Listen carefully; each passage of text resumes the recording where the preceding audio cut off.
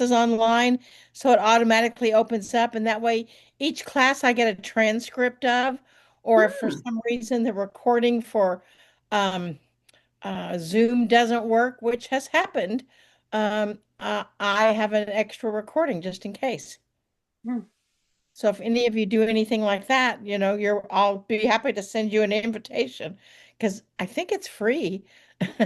You can buy one level which you purchase, but I don't use that level. So Hmm. I just signed up to pay for Zoom because um I, the free one is only 40 minutes. So I wanted this to be an hour. So I well, you can always cancel it when you get done, but oh you know, yeah.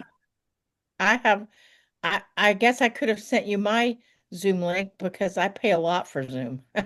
I'll bet you do. I bet you do. Yeah. Yeah. This is Marilyn, by the way, everybody. Why Hi, don't Marilyn. you introduce yourselves? Hi, Marilyn. Up there's Mary at the top. I'm Mary. Mary's a retired chiropractor. Oh. And there's Cynthia, who is, wave your hand, Cynthia. She Hi. she's a computer geek friend of mine. True. That's my traveling buddy. We went to Yosemite together last year. We've been Yeah. friends since the 90s.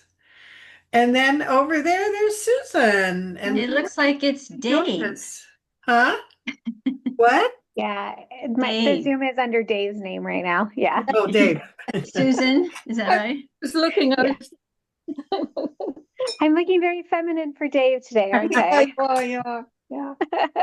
Now, Susan has some pretty phenomenal illnesses she's had and recovered from when she shouldn't have. She's got Marilyn, you should do some sessions with her because I mean, phenomenal stories, phenomenal stories. Okay, Oh, here's Sandy Schwartz.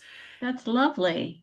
Yeah, and Sandy Kimmel said she would be a little bit late, but she'll be with us. There's Sandy Schwartz. Oh, Hello, Sandy. hello. Sandy. Hi. Hi. Hi, Oh, Marilyn. nice to see you. Good to see you too. Okay, so Sandy Kimmel said she'd be a little bit late because somebody was stopping by or something. So, um, Marilyn, do you want to set a divine intention for this gathering? Would you like to do that? Well, I just hold the intention that every question that you all have will be answered and that I'll be profound and entertaining and prolific and and that everything that is happening in this book that I do just happen to have on my desk, um, that it was quite an undertaking for both of us. And I know that both Robbie and I really want the best intention for it. And you all are kind of like our beta testers. So we thank you for that. And we know that all is in divine order. And as we move forward in this next few minutes, that everything is perfect and it's all cleared and sealed, and we're all, of course, as always, divinely protected. And so it is. And so it is. Thank you, Marilyn. Thank you. Okay, who does somebody have a question for Marilyn? Question? Go ahead. Let me tell you a little bit. You can have questions as you go along, but let me tell you a little bit. I don't know what Robbie has told you about our process, but it was quite an undertaking. I mean, when I started with Robbie was 2015 or 16. And hi, Sandy. Good to Hello, see Marilyn. How you. are you? Sorry to be late. I had to squeeze a 1-year-old. You know how that is. I'm I sorry. do. I do. But when we started this process, uh, I don't even know that if we officially had holographic healing in the works or if we were moving Uh-uh, forward with it, but I don't think we uh-uh. didn't.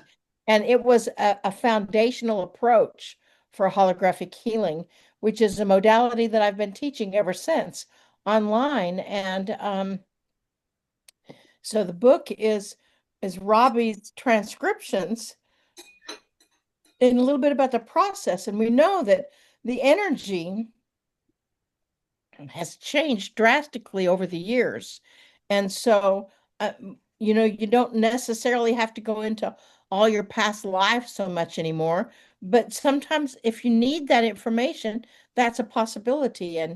And now the process is it's a 5-level certification course. And I just want to thank Robbie for her willingness to really go the distance and help figure it all out for me and help me get it in alignment. And she was a volunteer in the first level of our classes, and we did work on her then, and it was very, very cool. So I just want to thank you for that, Robbie. Oh, thank you. Like I tell everybody, this is a 9-year debt to you to get this book done. So, It's definitely I don't know. I never thought of it as a debt to me. So I know. I did. I just was like, I wanted to get the story out there because to me the important part is that the recipient is a participant in the process. It's not passive, lay there, give me a pill, give me some treatment, and I just lay there and eat. The important thing to me about getting this out is that the person being healed is actively participating in the process. And so that's why I've been bugging you for years. let's see, 9 years.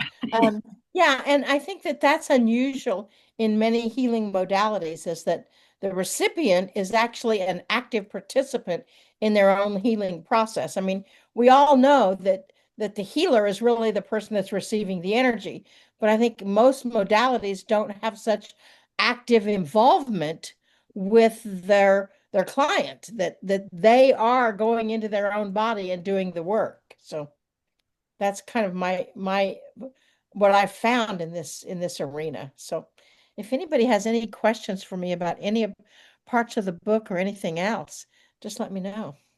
I have formulated a question. So Okay.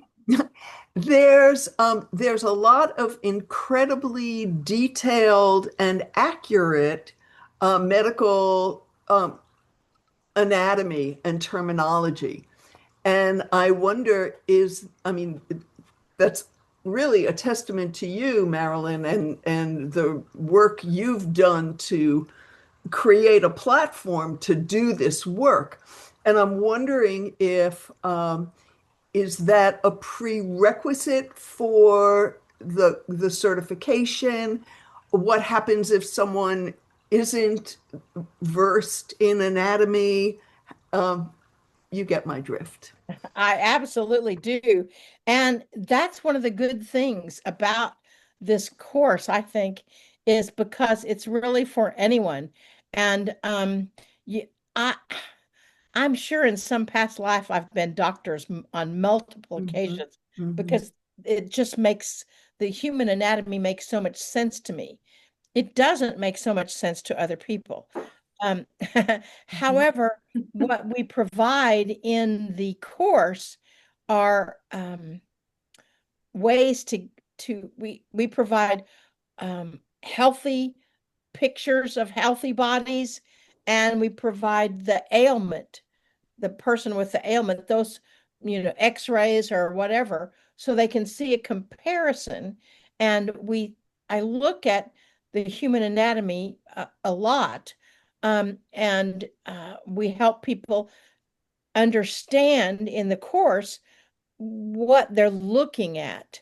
We worked on Saturday in our coaching class. We have a coaching class once a month, and we worked on somebody with plantar fasciitis. mhm, And, most people kind of know that it's about the foot, and they know kind of where it is, but they may not realize that it's really the fascia that goes in between the skin and the muscles and the nerves. And it's that that energy. And so what we do in the course is we help people understand that. mhm, And when they run into someone that we haven't actually physically studied in mhm, the course, that their client has an ailment that we've not covered, um, then I help them, I show them and teach them where they can find that information Okay. so they can learn about it and how you can get to the emotional content of it. I mean, you can sort of use Louise for emotional content. You can, as a guideline, you can use Louise Hay's Heal Your Body A to Z. However, it's so much more detailed than that.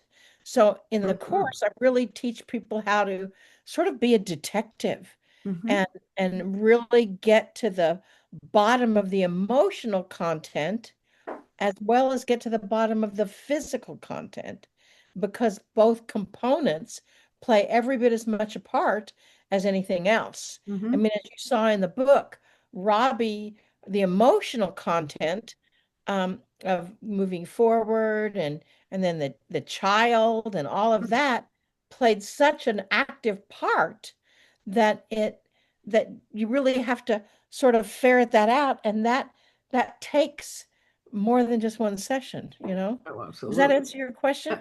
Yeah, sure. And we use a lot of graphics. I have folders and folders of graphics, and I have a book that some people like. It's called The Human Anatomy, Mhm. and it's got pictures of Yeah. healthy organs because I'm a very visual person. So it's Mhm. got pictures of all of those organs in the body and all of the different parts of the body. Um, and it's called The Human Body. You know, I was talking to a friend, a male friend, last week, and he was looking at the book and he was reading the subjects at the top of each chapter, and he was reading da da da da da. Oh, female organs. Ooh, I can't read that. But I thought, people don't like to look inside the body. It's like scary. It's like, I don't know, there's something so corporal about it that people is like, no, no, no, I want to stay here. I want to stay here. So, Well, exactly. But what I've found is when you're in pain, um, Mm. you're willing to look inside of your own body, and we kind of make it seem less threatening. I mean, we visualize a flashlight because theoretically it's dark inside your body because your skin is between you and the light. And so we take a flashlight and we go in and we visualize all that and I've found that most people, and quite honestly, women are a little more open than men are. But most people eventually are are okay with opening up to that. To me, I always get a little when I have a male client and he said, "Well, can you go into my prostate and help with that?" And I'm like, "Okay." And and and and he says I have a client that had a penile implant that had gone wrong. And and so, those are things I had to put on my doctor's hat, and I'm not a doctor. But I had to, disassociate myself with the fact that it's a male organ. And so after 20 or 30 minutes of that kind of work, um I find that it doesn't bother either one of us. mm, Does that make sense? Mhm. yeah. So Sandy Schwartz feels very identified with Yeshua, and Yeshua came in and worked on me some. So can you talk a little bit about, because Sandy's very connected. She knows she was there. And I believe I was there and I believe you were there, Marilyn. So we all knew each other Absolutely. then. I'm sure we did. I'm sure we did. That's probably why you look so familiar, Sandy Schwartz. I don't think I Sandy look like Cole. this, but who knows?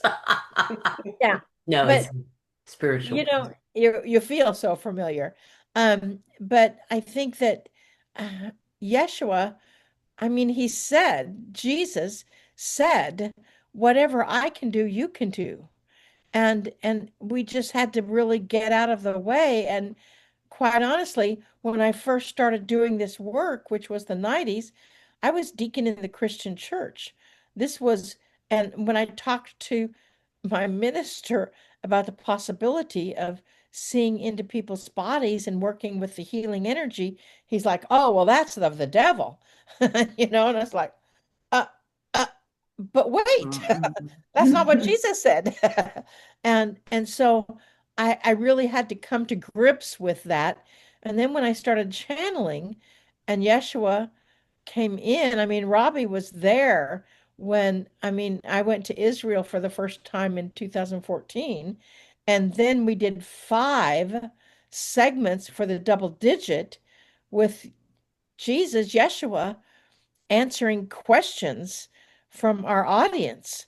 And it's like, you know, I had to get over my own ego to be able to allow that to come through, because my first reaction was, oh my gosh, who am I, this short round girl from Missouri, to think that Yeshua would be able to communicate through me and speak the truth as to how he perceives it. But I just got out of the way, and it was very powerful. And if you ever go back and watch some of those old videos, Robbie can get to all of them. You'll see I was like weeping and crying and snotting all over because Yeshua pulls me inside. With Adironda, I'm on the outside. Yeshua pulls me inside, so I feel all that unconditional loving energy. And it's, oh my gosh, it's so, so powerful. As you see, he's up on my wall back here. Um, it's such a powerful energy. And as he says, somewhere along the line, humans believed that they couldn't do it, that they forgot that healing energy and healing themselves and others was a part of their own innate. And if you are my brothers and sisters, as what he calls us, then you have the same talents and skills that I do, maybe better, maybe worse, but it's all in the state of development. So it's pretty, it's very humbling for me. And it's a pretty powerful energy when Yeshua comes through. Yeah, I remember the first time I you were channeling Adironda, and then your eyes literally changed. And of course, Yeah. your voice changes. It's very soft. But I saw your eyes change. I mean, how is that possible? But I clearly don't it was, yeah, it was pretty amazing. Pretty amazing. Yeah. know.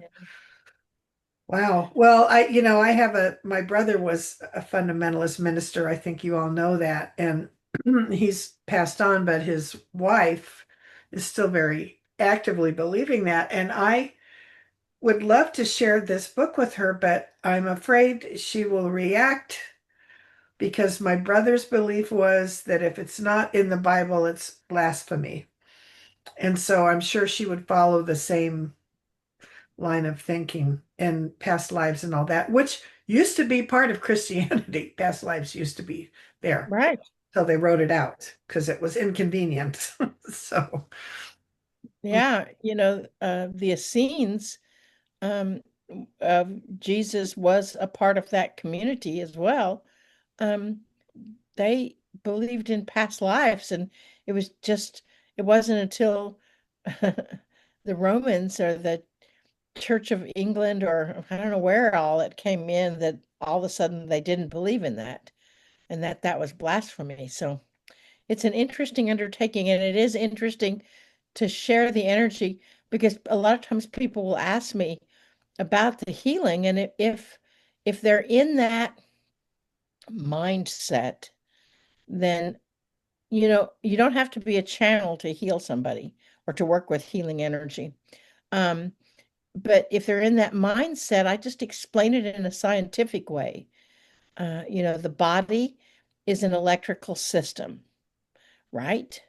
And so when you have an emotional trauma or a physical trauma, um, those circuits, those electrical circuits get broken.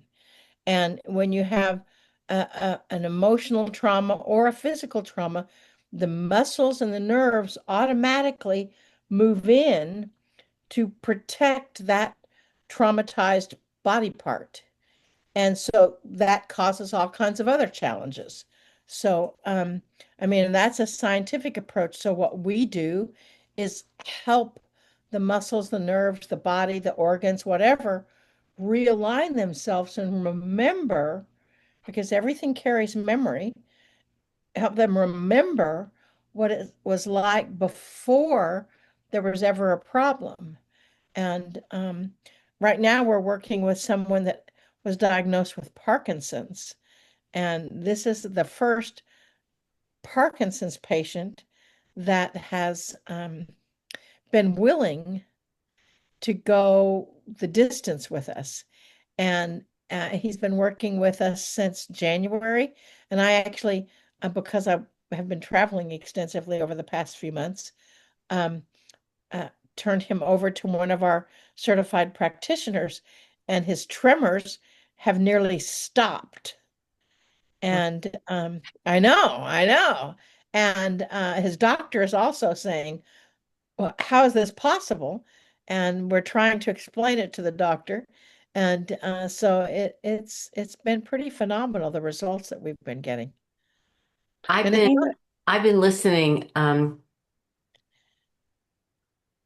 to some ancient wisdom, and it all fits in with what you're experiencing, Marilyn. What they were saying, if I can find the words to even explain it, is that if we tried to explain to someone 1,000 years ago, or 500 years ago, or 200 years ago, how a computer works, they would not understand it because there's nothing in their immediate world that they can actually relate to, and yet all the knowledge was there. It's just that we weren't tapped into it.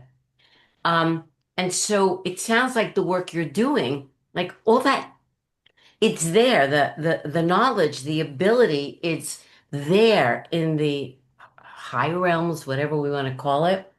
In this class I'm taking, it's the secrets that Jesus knew, um, that were not shared with the masses, but he knew about healing, and that it's really now all there for us, but we have to learn how to tap into it. So if you've never experienced it, just like if you've never experienced a computer, it's hard to explain to people in an academic, intellectual way about it. And especially, Robbie, if you're religiously um, connected to a certain belief system, then that's even harder if your belief system is telling you that that's the work of something bad. So when I listen to you, Marilyn, talk about it, I get excited because what comes to me because of what I'm learning is that 50 years from now, what you're saying is going to be like, oh, yeah, oh, wow, right? But exactly. because you're leading it, it's new, and we're just beginning on. I don't understand it. You're beginning to figure it out the same way somebody figured out how to fly an airplane, you know, but somebody is leading it. So what you've experienced and what you're experiencing sounds like you're tapping in. You're having this ability to tap into some knowing of Mhm. healing, or whatever we want to label it.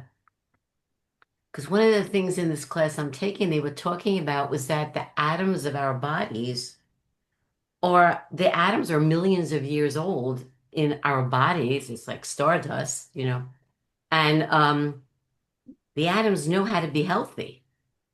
Right, They know how right. to be healthy. And so it just sounds like you're tapping into taking that fog away so that they can return to their healthiness. My question to you, which is what before I got excited about what you were saying, it was funny because I was thinking of Louise Hay and how she talked about the emotional connection to the physical ailment and what to work on emotionally besides the physical stuff, the emotional stuff to work on. So one of my questions, I have two, but the first one is if the patient, the person you're working with, is not able to work on their emotional stuff. They're just coming to you because something hurts in their body. Is it harder then for you to actually soothe the ailment? Um, uh, do you ever recommend therapy or spiritual something to help them with the emotional stuff they're storing in their body? And then the second piece of that is the karmic stuff that we store from past lives. You worked on in the book on some of Robbie's past physical things, but then there's also the past karmic stuff we come here to soothe. So I'm just curious what you found as far as how all those pieces fit together in the work. Well, it's obviously, and I'm going to switch a light on just a second. My lighting has changed even since we've been here. The sun has gone farther behind my house. It's interesting, and it's a lot easier to work with someone that is open to the possibility of visualization and open to the possibility of the emotional component that goes along with the physical component. However, that they can't always go there. I've had clients that really, when I mentioned the emotional content, and they would tell, horrendous stories about this lifetime, and they would weep or cry or something. But then when we went into the healing of those emotional components, they said, well, that doesn't really resonate at all. And they're not able to go into the realization that every physical ailment has an emotional counterpart that you get the opportunity to address and redress and realign. If they cannot do that, and they cannot go there, then you the practitioner kind of has to be a bit of a diplomat to explain it in a way that they could understand without saying things like past life. I mean, I've worked many times with people that don't even believe in past lives, and or that somehow the fact that their parents argued a lot and fought a lot right after they were born, and their one party what might have had alcohol abuse and was emotionally abusive, they couldn't go to that. Even though they remember it, they couldn't go to the fact that's stimulating now the anger or whatever the emotional response was. If they can't make that bridge, you can still work on the physical components, and you can ask their higher self to, in a telepathic way, to realign the physical so it will indeed support the emotional counterpart.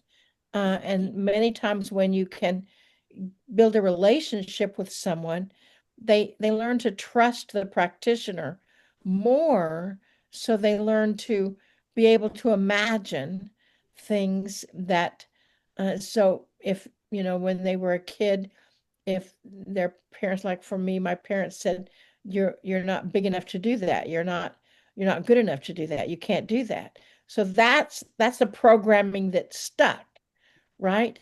So then I had to learn to grow over that and to grow beyond that programming and to forgive them, and because they were really great parents, and to go through that to be able to get to the bottom line of the emotional core that I had to work with. And it's the same way with the client. You just may have to formulate it in a way that it's not uh, I mean, when somebody has cancer or a debilitating disease like that, you can't say, well, why did you create that? That's not what they want to hear. And even though we know that we created everything, it's that's not going to serve any purpose.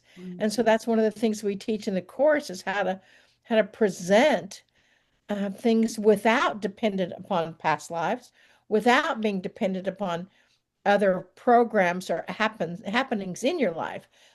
We even teach people to work with comatose patients that cannot give you a verbal response, cannot even babies that cannot communicate with you on a verbal way, and you work with their higher self in that capacity. Does that answer the first part of your question? I think so. Yeah. Yeah. Then the second part of your question, repeat it again. I think it was about karmic Oh, karma. work Yeah, related to how it shows up in your physical body. and again, not everybody even believes in karma. Um, and quite honestly, I don't believe there's some supreme power that says to you, because you did such and such and such and such in that life, you have to have penance for it in this life. I think we give ourselves that penance. I think that we create that sort of emotional punishment for ourselves because of guilt or shame or whatever in a previous life. And so as far as karma is concerned, I think that it's not that I don't believe in karma. I just think that we create our own uh, punishment or not I think punishment. I'm talking more, not so much as you did a bad thing, so now bad thing's going to happen to you, but more of the energy of bringing energy into this life from perhaps a past life, a past So, situation, which is showing up physically. and it does. I think everything shows up, every emotional content, every emotional component shows up like every 7 years until you get it. And once you get it, once you understand it, then you don't have to do it any longer. It doesn't have to show up. So I agree. I think that the things that we come in with, that we are born with from this lifetime or previous lifetime, doesn't matter that there is a certain amount of energy to see. So what did you learn from that? What's the core of that? What's the belief system that you're bringing in? And once you rework that belief system, once you forgive yourself, once you forgive everybody that was involved, then from that, then you can move forward. And again, it's the terminology. Um, I've had clients that, to talk about karma, they're like, "Whoa, that's that woo-woo stuff." And and so it's really a matter of being able to acknowledge that we come in with patterns that are repeated. And once you can identify that pattern that's repeated, then you can rearrange it. And I think so that's it's, a good way of explaining Yeah, it. it is. Yeah. yeah, How many and times my hips got destroyed? right, And so right, I had to have them replaced this time.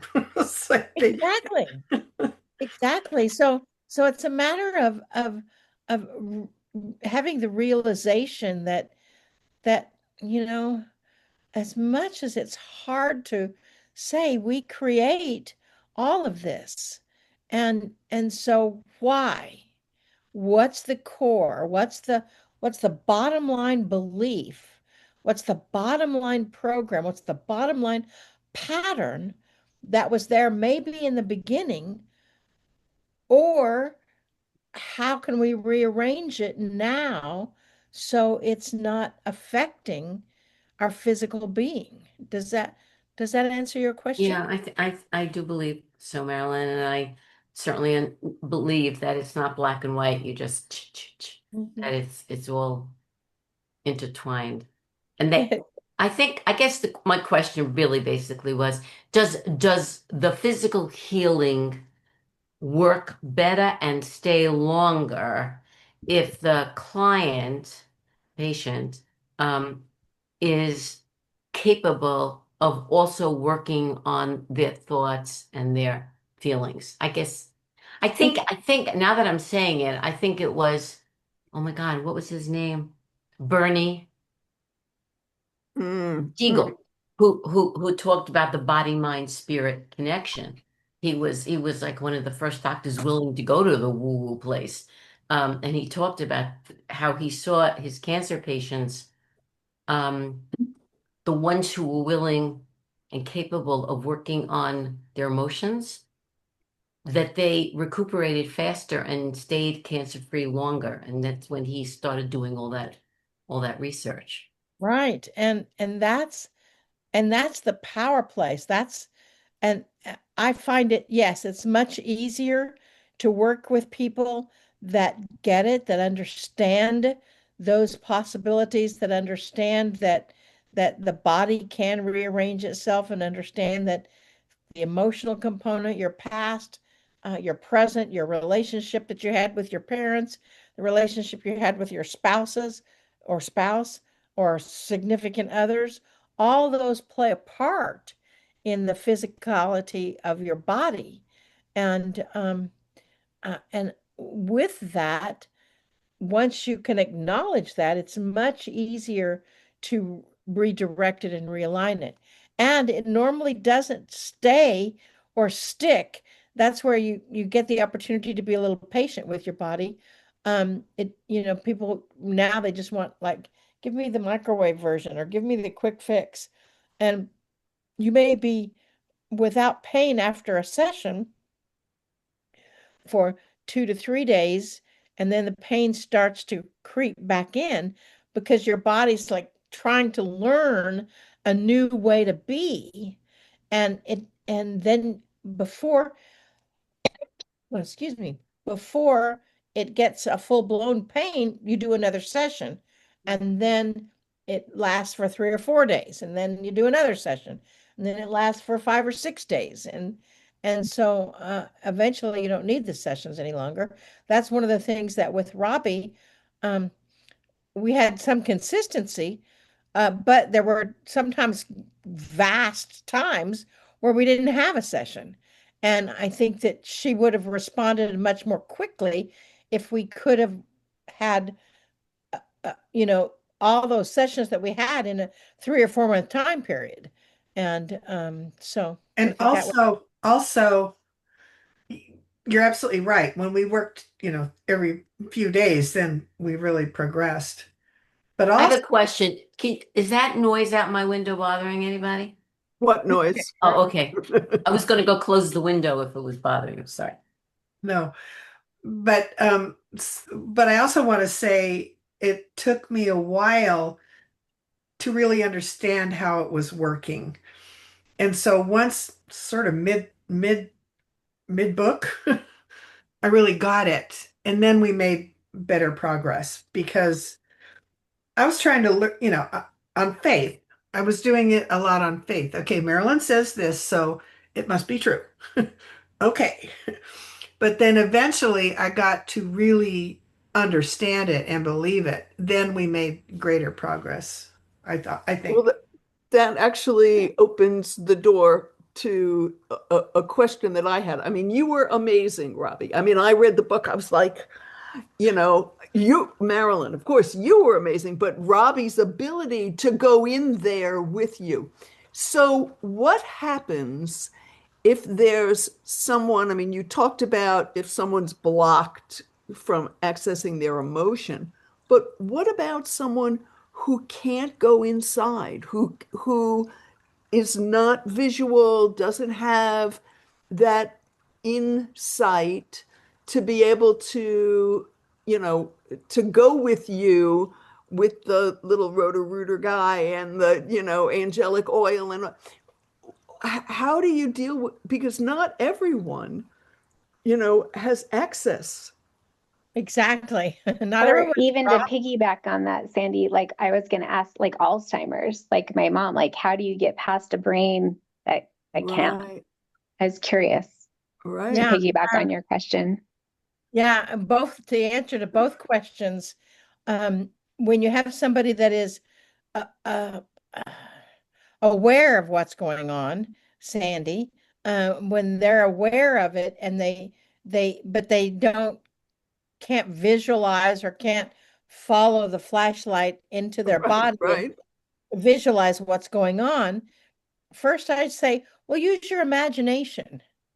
And they can usually imagine what does the inside of your heart look like. And if they say, I don't have any idea, well, I show them a picture of a heart.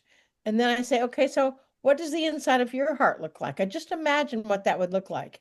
And if they still cannot, then go ahead and start. I mean, in the very beginning, I kind of was afraid that I was going to remove somebody's spleen or something because I did not know what the body parts were, and Right. I didn't know how to identify them. And so I said that they have to be able to see it, sense it, feel it, hear it, know it as well as me.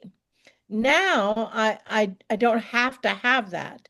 I can see, and what I do is I go in and I'm a really good visualization person, and I visualize something, and then I describe what it might feel like to them on the outside. Mm, mm, And then they can feel it because they know their pain or their mhm, discomfort.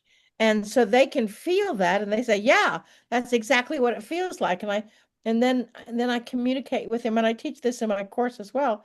Um, how might you rearrange that part of your body mhm, to to be without pain or to adapt what it felt like before the pain ever existed, and what was happening in your life when the pain started or the diagnosis started or you started having trouble, and what was happening in your life before then.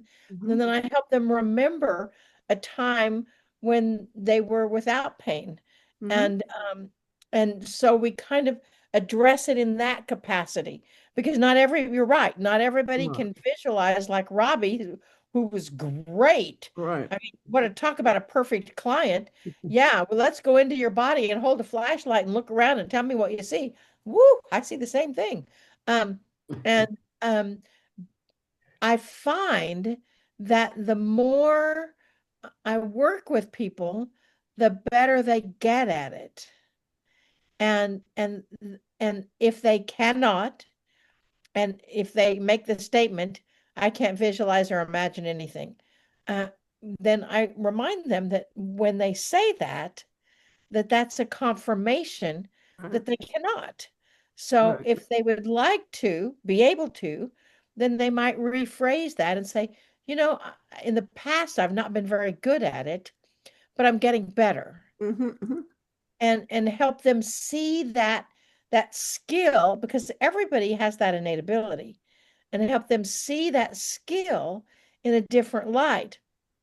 So if they can't visualize it, we just use another one of their senses Another to, way in. Mhm. right, exactly. And does that help, Sandy? Yeah, yeah. But I'm also interested in Susan's question about Alzheimer's. Yeah, that's where I was going to go with Okay. Alzheimer's patients. You know, that's Alzheimer's is really tough, because when you look at the brain of an Alzheimer's patient, part of their brain has gone dark.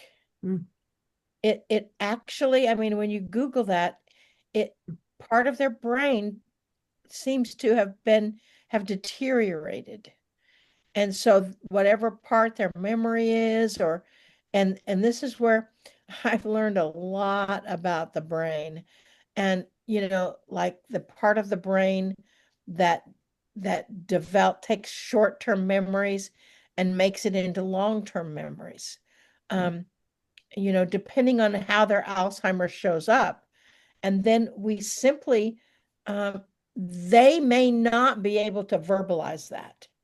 They may not be able to go with me into their own brain. but I have seen response if they're willing to let me talk their way through it and start rebuilding those parts of the brain that have deteriorated. And then I ask them, are you willing? Can you possibly listen to this recording and play it in the background while you're doing other things, or put it on when you're sleeping, or sometime if because the recording is going to help them if they are willing and able to play it, or if someone else can play it with them. And if they can't do that, because some people can't, um, there, it depends on what level you get involved with them. I've worked with people that are beginning to show signs of Alzheimer's, and it's much easier to work with them than someone that is completely incoherent. Um, and those that are completely incoherent, then you have to work with them oversoul to oversoul, higher self to higher self. And we've seen some improvement, but the improvement is, of course, much more sporadic.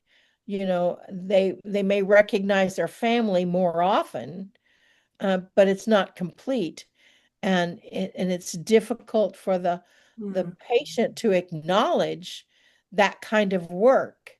Um, that's why sometimes to play the recording, I've had people say, can you make a subliminal recording with a music over the top of it, and make a subliminal recording to reorganize the brain and to start developing the brain? And I thought, that's a good idea. I haven't made one yet.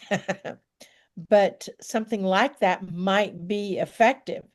And I've not had an Alzheimer's patient that I've been able to work with from when they're completely incoherent to bring them into complete coherence yet. I just haven't been able to do that because I haven't had the volunteer. But I mean, I didn't have a Parkinson's patient until I had a Parkinson's patient either. So, and that's groundbreaking information, groundbreaking energy. So I don't know. I think you would have to work with the Alzheimer's patient oversoul to oversoul. Susan, do you have someone in your life that is an Alzheimer's patient? Yeah, my mom.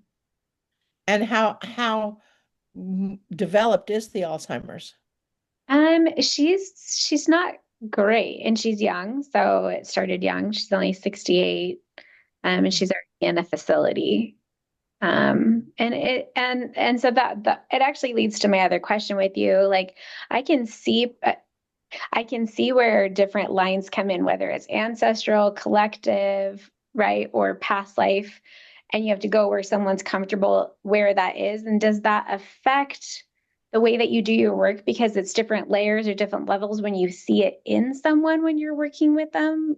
Like, because it is a different frequency or energy if it's passed on ancestral, like in their body, affecting, the physical body, versus if it's a collective, and if you're a physical empath and it's affecting your body, or if it's, past life or something else affecting your body. They at least to me, they feel and see just a different line or a different frequency inside them, like the way that I can sense or feel. Is that also like how you direct or feel energy when you see it in someone's body, where and why it's showing up physically? Yes, it is. If I understand your question, it it is, and everybody's different. Mm-hmm. But dis-ease, a physical challenge, they do have a certain imprint on the body that is recognizable. Um, Honestly, I am convincing my body and other bodies that I don't inherit sickness, and whether it's ancestral or not, I don't inherit something that's going to. I mean, just because my parents had knee surgery with both knees, that doesn't mean that I'm going to. Mm-hmm. Just because I've had both of my brothers were diagnosed last year with Alzheimer's and dementia. It's like, um, uh, that doesn't mean that I'm going to have it. Uh, Mhm. it's kind of one of those situations that you get the opportunity to expand and sort of program your own reality. And I use the statement with my doctors a lot. That's not my reality. Mhm. And with an Alzheimer's patient, because they may go in and out of awareness, it's really about the the brain is a magnificent muscle. And when it starts deteriorating, if you can catch it quickly, then it's easier to recreate it, to regenerate it, like the liver regenerates itself. Um, if you don't, then then there's so many other factors that that they get to work with. If they are in a facility, then they're surrounded by possibly a negative energy that they're also almost using the Alzheimer's as a means of escapism. Um, Mhm.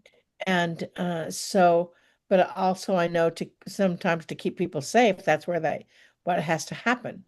Um, and so there's so many variables that can come into play there that with that energy of rebuilding the brain, reconnecting the circuits that have been broken for one reason or another. I mean, with an Alzheimer's patient, you can't necessarily go into a conversation about what's happened in this life or what's happened in previous lives. Mhm. You can go into a conversation with their higher self. And if you see or experience positive results after that, um, then that's a powerful thing.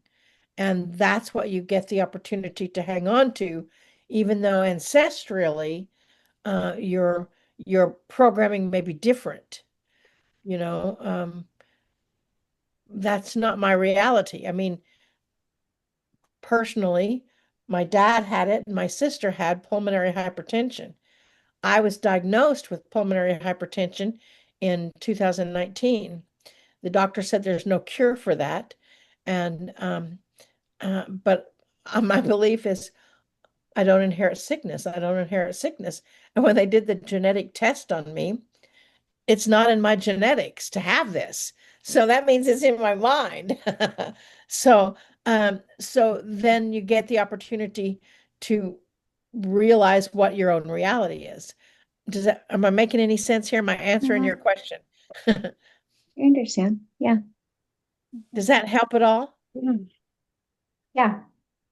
Susan Yeah. has healed some people. She healed herself. She was in a wheelchair for years, healed herself, has healed other people. So this is right up your alley. I mean, she's That, doing that too. and that's excellent. So you know what I'm talking about. You Yeah. know, When you said it, I was feeling it. Yeah. I was understanding how it works in you and what you were saying. Like I could see it and feel it as you were saying it and what that looks like in your experience when you heal a brain. I could feel and see it and visualize what that was meaning. And then also like talking to my mom, I could see her brain, but also I feel like there's a choice in there. Like Absolutely. inside her, I feel like it's actually like a conscious choice that she's making a bit when you said like escapism.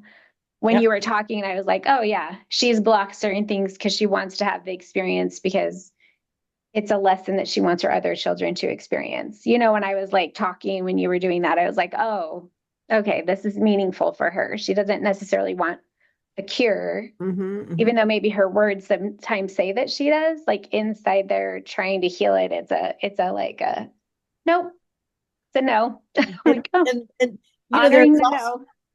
Exactly. Yeah. There's also the point when you're working with someone that you're saying, and I had to do this with myself, what are you getting from this? What are you receiving? What's the Yeah. positive reaction? And it may be that your kids are taking care of you. And that's really what she was saying. She was like, they're finally interacting. I'm finally getting that relationship I craved with them. And I was like, oh, Right, okay. right. All right. Yeah.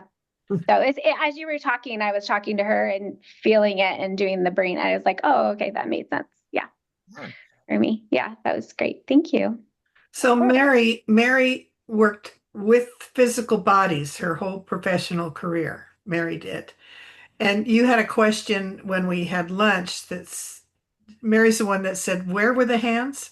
Whose hands were they and where were they? Yeah. So is all of this making sense to you, having spent your life working as a physical healer? Um, to a degree, yes, not completely. So what that was one question I was going to ask. When you are working with someone and you're working on an organ, for example, are you actually seeing this in your mind? What is going on inside of them?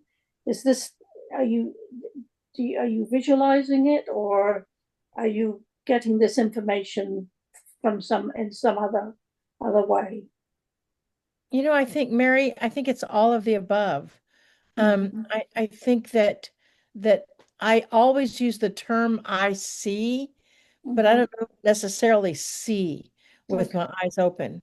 I may sense, I may feel, Mm-hmm. I may hear, well, go here or do this or this is ask her this. I may have those awareness. I may visualize. I kind of visualize the form in front of me as a hologram, where the term holographic healing comes from, as a hologram.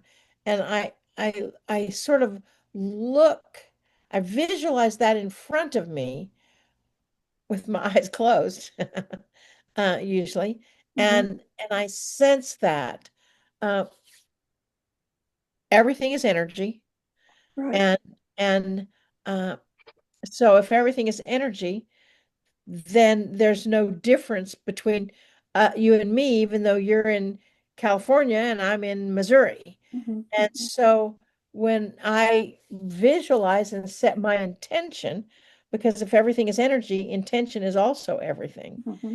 Set Mm-hmm. my intention that you sense or feel my hands on you, then then you may be sensitive to the energy and be able to sense that or feel that. Mm-hmm. You may be sensitive to the energy and you may kind of, with your eyes closed, sense a presence. You may not. And just because you don't doesn't mean that I can't, or that a practitioner can't work with you, Mm-hmm. because it's all still just energy. Mm-hmm.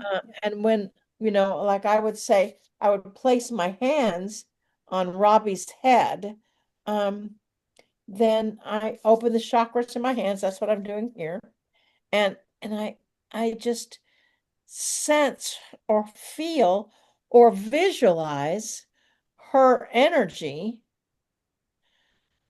around where my hands are. Oof, I'm feeling it. Surprisingly enough, Not bad. you can usually feel that. We don't want to do that. You can usually feel that, and so can the client. Now, that doesn't mean that I have magic hands or anything else.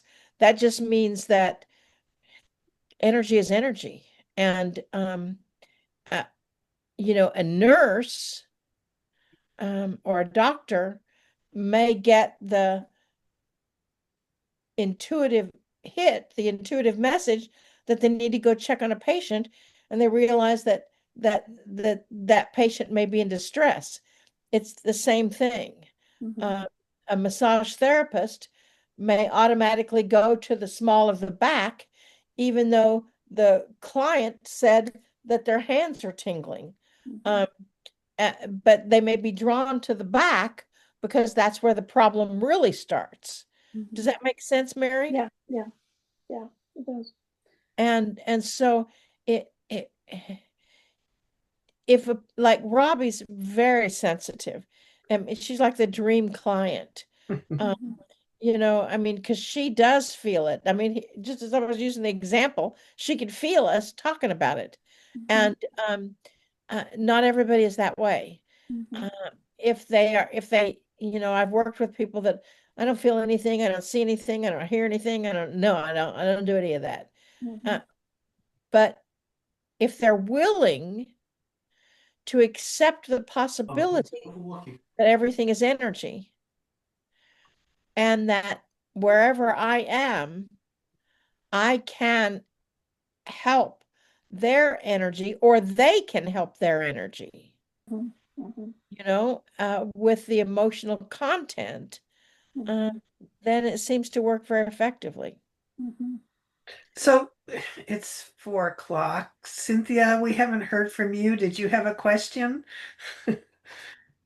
Your speaker's off. You're muted. Yeah. Yeah, I know. I was pressing in the wrong area. I was up here by my picture instead of down by the audio. Yeah, I'm kind of a silent observer in that I'm late to the party. I'm not in the book club, and I'm not a quick as reader as the rest of you. But yeah, that last bit about the energy, I mean, I learned a lot right there because I know everything's energy. I know that rocks are, etc., my chair, but I never, and just the thought that it's being, across space. I guess I never really thought of it that way before. And Well, and so that was really helpful. I've just soaking it all in up here and learning from you. well, good. One of the places where I started was with messages, uh, the secret messages of the water or messages from the water. Messages from water. Moto. Dr. Yeah. Masaru Emoto, Yes. Dr. Emoto's work, where he proved that water responds to human emotion. And so I'm pretty simple. So if water responds to human emotion and the body is 60% water or whatever, so the body must respond to human emotion too. And it does because when you get angry, you feel it in parts of your body. Yeah. When you are in love, you feel it in parts of your body. So it's a logical progression for me. And the cool thing is that you don't have to be present. You don't have to be physically in person for this type of energy work to work.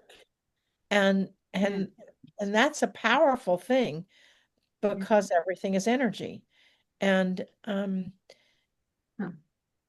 it's interesting because a lot of people are not necessarily willing to do the daily work, to do the emotional content work, on a consistent enough basis to simply rearrange their physical form. And it does take a little bit of consistency. I mean, some people are pain-free after one session and remain so, but not everyone is. And you kind of get the opportunity to help them learn to redirect their own body. So, Marilyn, I don't want to take any more of your valuable time. I just have a little tag on question Okay. to what Cynthia brought up and Marilyn, I've what got you're time. saying. Yeah. So you were both, when you were working on Robbie, you were both in a very meditative state.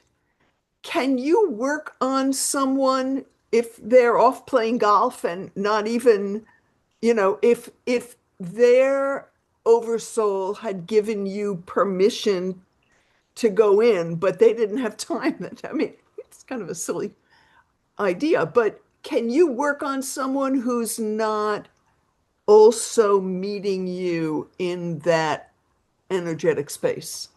Yes, you can. A lot of times when I do remote work, I ask that the remote work take place when they're sleeping. Ah, Um, okay. and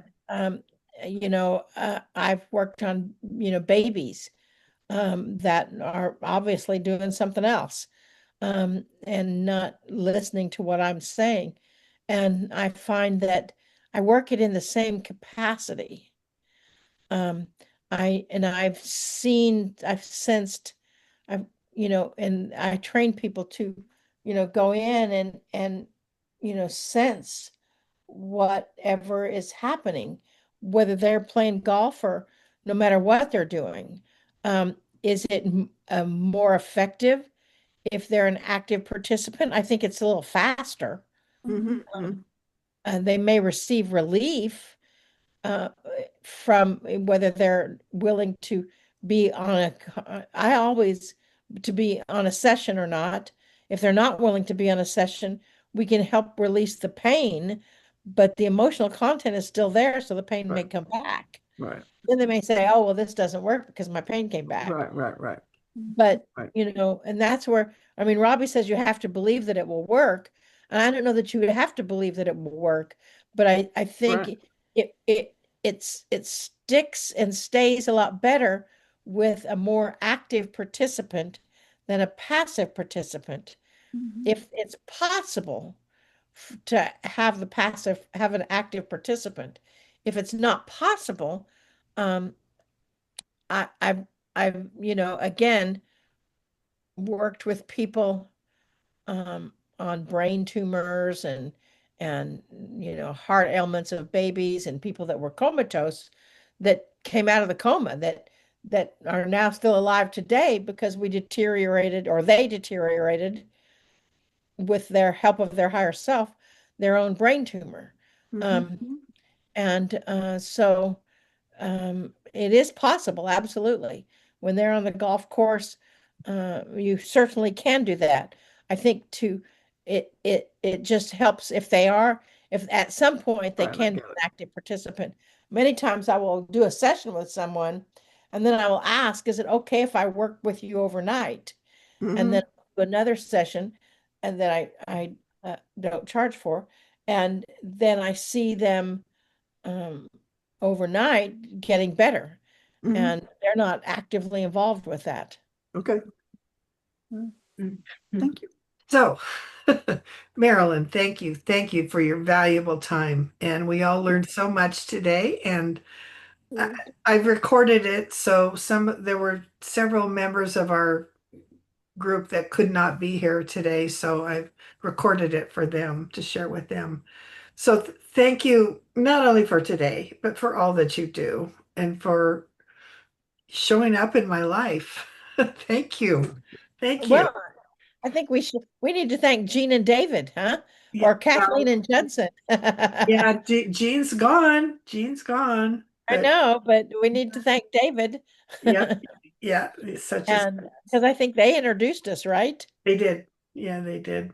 And you never know when you're going to encounter somebody that is going to shift your whole reality. I just finished reading The Five People That You Meet in Heaven this morning. Great book. Yeah. Great book. It's like Yeah, it is. the fifth one was just like, what? Anyway, yeah, we all interact with each other's lives, and as long as we keep going in the positive direction. So thank you, Marilyn. And Thank you. I'm Thank going you. to sign us off so Marilyn can get back to reviewing the latest update of the book. Thank you, Right. Marilyn. Thanks Thank Thank so you, you. much. Marilyn. Lovely. Thank you for your Thank time. you. Thank you. Okay, Bye. You bye. all. Bye, Nice to meet everybody. you. Bye. Nice Bye. to see you. Bye-bye.